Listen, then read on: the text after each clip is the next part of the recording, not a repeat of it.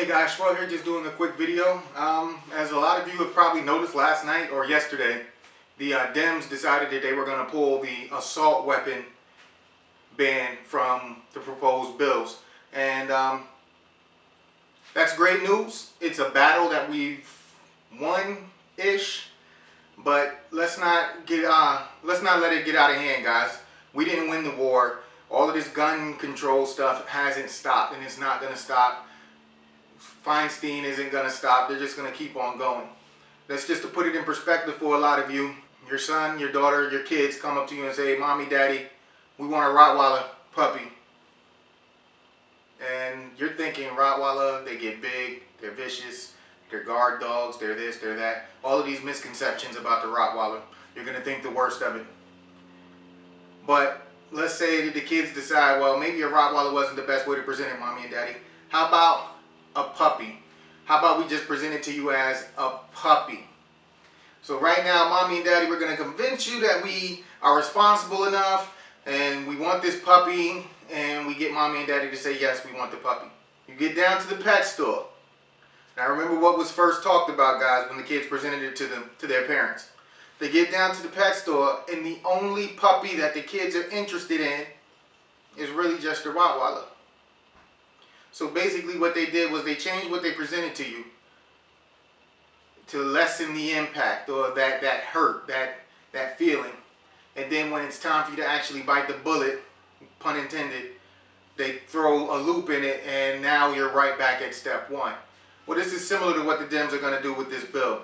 They're going to present it to us, or present it in a way where it's not as severe as we originally expected it to be. And you know why they did it? Because they knew that there was going to be a hard fight for them to get it approved the way it was originally proposed. They take out a couple of the strong points, present it to you in a soft way, get that approved, then you have universal background checks, aka the registry. And then Feinstein comes back later once the smoke clears a little bit, and then presents an amendment to the bill. And guess what? They get their assault weapons ban then. So instead of sooner, they get it later. For them, that's still a win no matter what. It's a lose-lose for us. So keep writing those letters, keep contacting your senators, keep doing what you're doing. Stay vigilant on the process, on what's going on in the community right now. We enjoy a freedom that is being threatened. I'll leave it up to you guys to determine how much of a threat it is right now and what you are willing to sacrifice or lose. Another point while I have you guys' attention.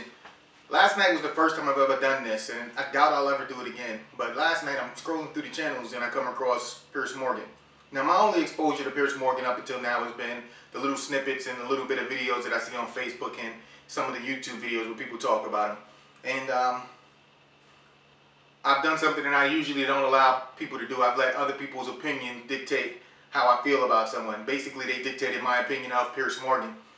So I get to the Piers Morgan show last night, and I don't know what made me stop. Maybe it was Guns in America in the background. I stopped and I'm watching, and he has Michael Moore. A lot of you know who Michael Moore is. He's anti-gun. He's another one of those Hollywood types that has a certain stance on gun ownership and what we should and shouldn't have. I watched for maybe 2 or 3 minutes, and I listened to them talk. Piers Morgan goes on this tangent about how sales of the AR-15 have skyrocketed since Sandy Hook.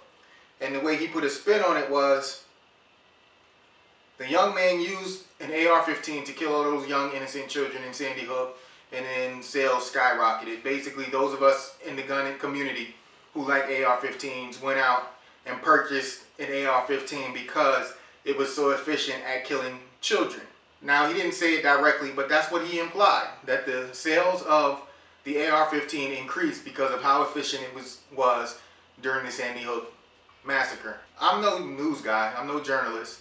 I don't have a level of responsibility when it comes to reporting news, but the AR-15 never left the vehicle. The AR-15 was never used in that mass shooting. The AR-15 is actually irrelevant to that story. But again, they're pushing it, they're putting their little spin on it. The AR-15 is selling at astronomical rates because President Obama and the rest of the Democrats and the anti-gun liberals out there are pushing to get rid of them. Anytime that you talk about taking something away from us, people run out and buy it in bulk. Take